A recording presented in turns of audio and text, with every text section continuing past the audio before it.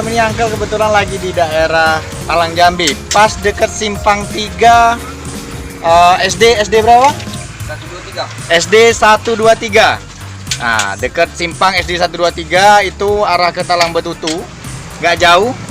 Dari situ sebelah kiri ada tulisan pisang keju. Nah, jadi kita makan pisang keju.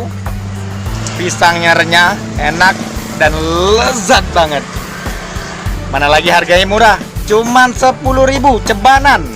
Dengan modal ceban lu udah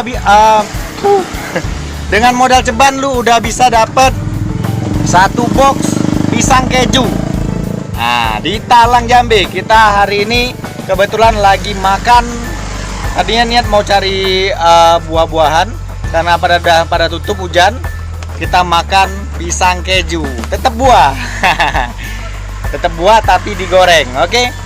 Pisang keju. Pisang keju siapa, Pak? Bang itu. Pisang keju Bang Edo. Pisang keju Bang Edo. Di Simpang 3 Talang Jambi arah Talang Betutu dekat SD 123, oke? Mampir, liatin video ini minta diskon. Oke? See you.